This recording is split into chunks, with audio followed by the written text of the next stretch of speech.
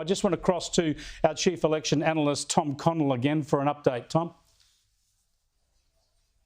Chris, the blue wall is broken, and I'll show you what this means in a moment. Pennsylvania, I told you we needed a bit more of the vote to come in. We've got it. You can see the total vote now in Pennsylvania, 91, nearly 92% counted, 3.4% the margin, or more than 200,000 votes. The current rate in terms of the votes remaining, it's not going to close enough. That's going to be a clear win to Donald Trump. So he carries Pennsylvania. That's another one that he's flipped. When we go now to our overall results, we colour it in and we see that Pennsylvania is now going to be Donald Trump's going to win that presidential election, 267. So what's to come? How does he get there?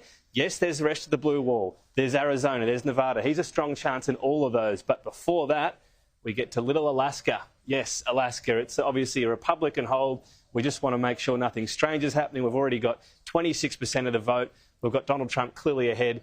This is just something the Republicans don't lose. So we also have a victory for Donald Trump in Alaska.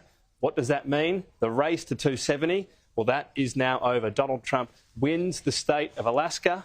And as a result, Donald Trump is once again going to be the president of the United States. Extraordinary stuff, Tom. Thanks for that, Tom Connell. There, we call it here on Sky News. Donald Trump has won the 2024 election. He'll be the first American president to lose office in an election, stay out of office for 4 years, come back and win the next election to return to the White House for a second term. The last American president to do that was Grover Cleveland in 1892. This is an extraordinary turn of events. I want to go back to the US Capitol, Washington, D.C., and pick this up with Kristen Tate and Paul Murray.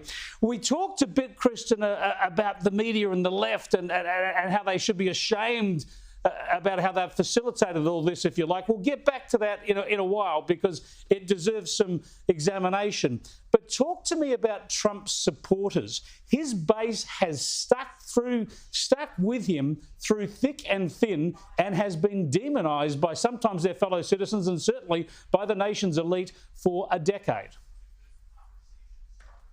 Well, of course, and I think the attacks on Trump supporters from the media and the left, though, have lost a little bit of their venom. I mean, at this point, you turn on the television and you see these talking heads trying to demonize Trump supporters or Trump and calling Trump and his supporters Hitlerian, and people just kind of roll their eyes and yawn at this point.